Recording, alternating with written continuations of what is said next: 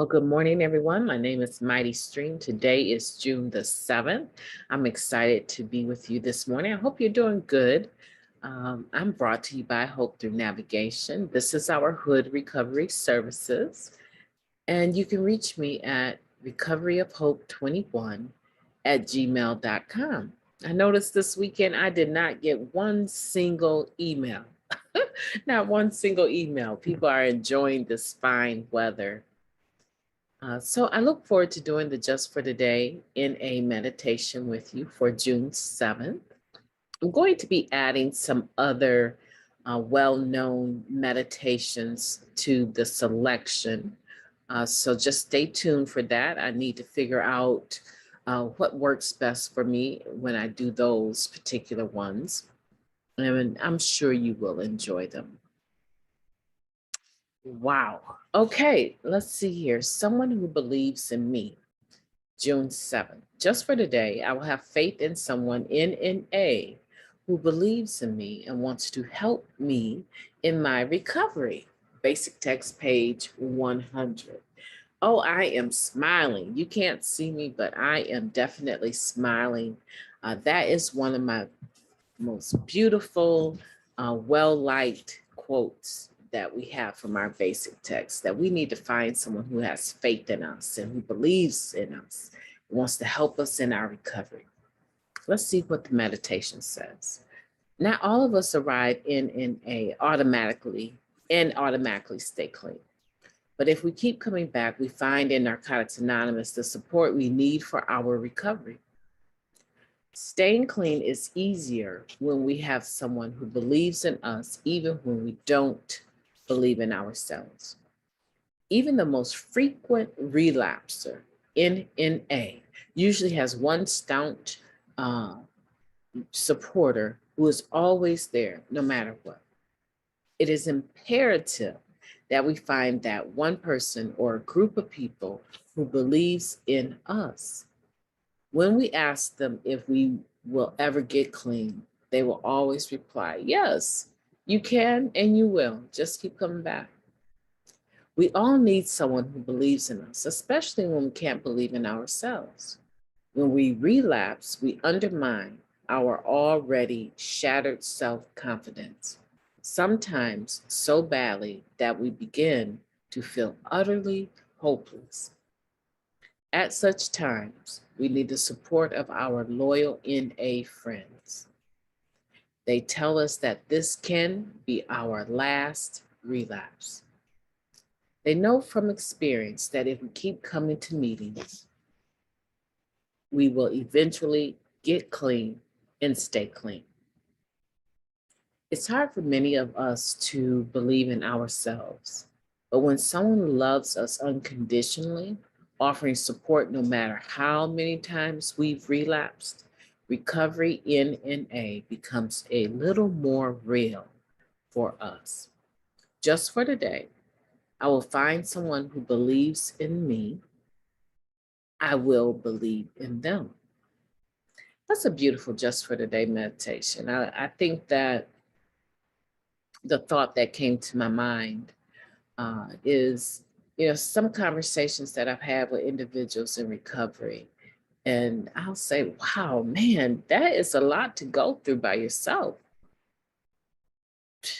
I mean, I'm not condoning using, but I see why you use. That's a lot on your shoulders there. That is a lot. And I said, how did you get through it? I mean, I don't, how did you come out of that? And sometimes they'll say to me, it had to be God, because it wasn't nobody else, no one else. It had to be God. And then there's other situations where the person going through a very similar circumstance doesn't relapse, doesn't use at all. And they talk to me and I'm like, man, that's a lot that's a lot to go through. How did you ever survive that? How did you get through that? I stayed in touch with my sponsor. I kept making meetings. I kept calling people, letting them know how I was feeling, how bad I was feeling. It's like you use the fellowship to get you through that. Yes, and God. You see, there's a difference. There's a difference in the ability or strength a person experience when we rely on God and then we rely on the people that God uses to help us. We say all the time around here that no man is an island. Self-sufficiency is a lie. The people that go at it by themselves and they're just, don't want to be connected to anyone, they usually feel the weight of that. There's usually a consequence for that self-sufficient disposition, right? Now, I'm not saying lean on people and depend on people, but I am saying finding one person that believes in you and wants to help you in your recovery is not going to be that hard to do. You know who I have found? And I won't even say like my sponsor, right? But besides my sponsor, the people that I have found to be there for me at a time of need when I'm talking about when I don't believe in myself. Because usually when I don't believe in myself, I don't turn towards people that don't believe in themselves, right? I turn towards people that I have watched over the years that have accomplished some of the very same things that I'm trying to accomplish. And I tell them, this is what I'm going through, right? And they're able to redirect me and remind me of all of the other things that I have accomplished. So why would this one thing be any different than those other things? All you got to do is show up every day, put one foot in front of the other, and watch how God meets you in that moment. Those tracks that I talked about last week. So that's what I want to encourage you to do. I want to encourage you or challenge you today to look at your network. Look at the group of people that you have access to. Hold on just a second.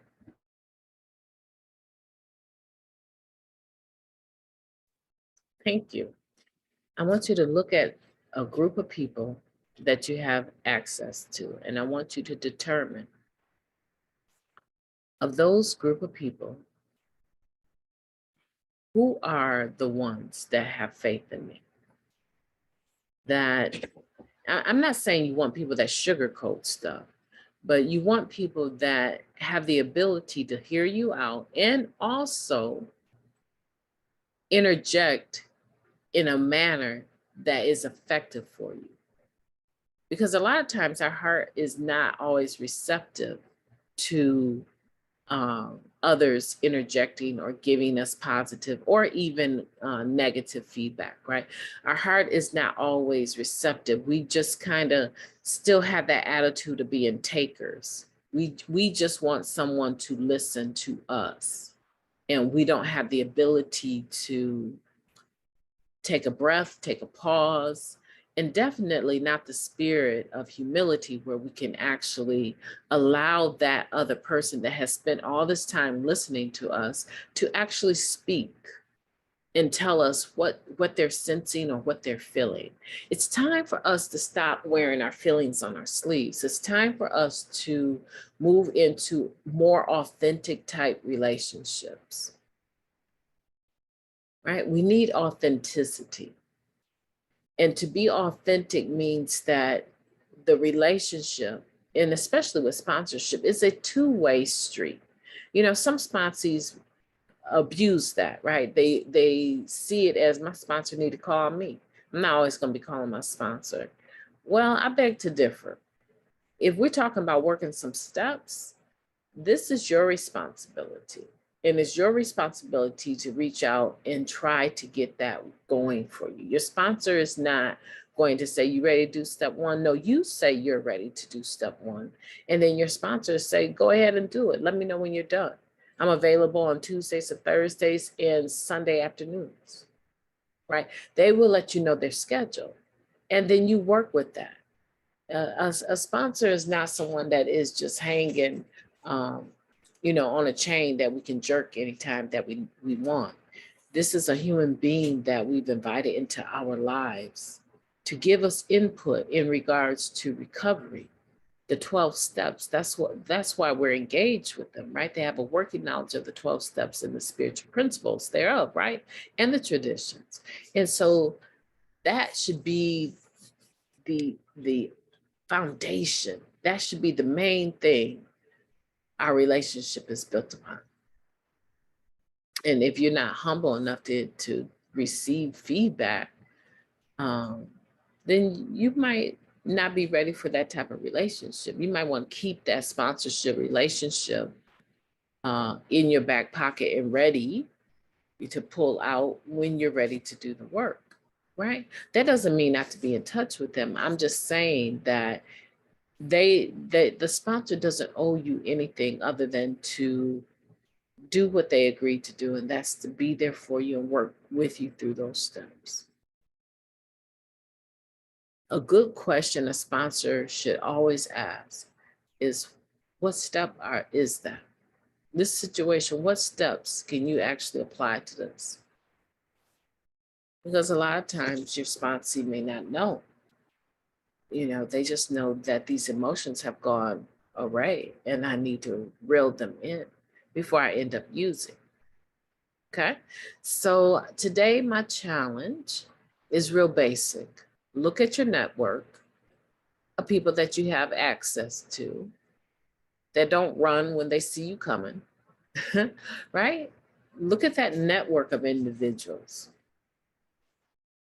and see of those individuals, who is it that you can draw in closer, that has faith in you and wants to help you in your recovery, that will love you unconditionally. Maybe you've watched them work with other people. You need that person as a friend. And you need to be a friend to that person, right?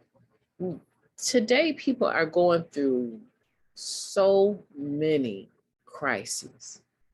The gas in our area hit $5.19. That means that a person is going to be paying just to get to work. Just say if that the average pay is $15 an hour, which is quite low.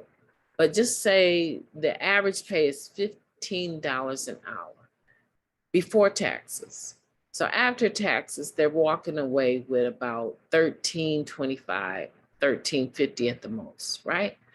$13.50, and you divide that in half, right? So $6.50. A person is paying almost 50% of what their take-home pay is per hour just to get to work. Now, that's not every day, because a gallon of gas can go a long way, but it can't go 2 days worth of travel. A gallon of gas can get you to work and can get you home in the city. And God forbid if you have to drive further than just in town 10 miles and back 10 miles. The average gas tank within the city will get you anywhere from 15 to 21 miles. That's in the city driving, right? The average gas tank. So you're not going very far on a gallon of gas. You're not going very far. You're getting a round trip. So every day, every person that drives a vehicle to and from work is paying at least 1/3 of an hour's wage to be able to do that. Every day, you have to cough up $5.20 in your gas tank to get to and from work, right? So at the end of the week of a 5-day week, this person is paying, say $25, $26 just in gas, just in gas. Every month, this person is paying or like 54. I'm gonna say 54, 26 and 26, right? You guys do the math. I'm not really on top of it, but you can get the point, right? You can get the point that every week, if a person is paying $26 a week to get to and from work, and some people pay way more, and I'm saying this is just gas that is dedicated at $5.20, right? So every month, $104 has to go out just for gas for getting to and from work. That has absolutely nothing to do with all of the other stuff the person has to travel around into. These are very difficult times. Inflation is very high. Walmart and Sam's are in the same family. If you go to Walmart to buy milk, you're almost paying $4. Whereas if you go to Sam's, you're paying a little over $3 for a gallon of milk. Everything is more expensive than it has ever been. The smart vendor is the one that reduces their prices, because then people will flock in droves and you will have more than enough money to keep replenishing. Because at the end of the day, they're still not paying that high of a price. You're still paying 100 times more than what they're paying to get that product, right? So I'm finding that individuals are really suffering. They're really, really suffering, really suffering. And because of that suffering, their ability or the fiber of their recovery is changing, because everything that they depended on, everything that they were comfortable with is now starting to change. Shut off notices, evictions, court notices because they're not able to pay certain bills. So things are changing and people are changing. You have to find a way to cope in this day and age in a way that catapults you further. Unfortunately, it is about the survival of the fittest right now. I'm not saying to not help people, but to be very much aware that it is about survival of the fittest. You have to have a plan so that you and your family can survive. One of the things my family loves, we love grapes, and we have a beautiful grapevine. And I'm looking forward to those grapes because they have a lot of water in them and they're very tasty and they're a delicious treat when buying candy and all this other junk food is not an option because of finances and it's not healthy. But there's going to be things in my refrigerator that are organic and tasty that my family will enjoy. Consider, if you will, consider getting a few seeds in a raised garden bed or just a section in your garden to raise some of the vegetables that you love to eat. You may not think it's going to save you money, but if you learn how to grow your own vegetables, grow your own food, and how to store them in a manner that you can use at a later date, you'll feel so great about that.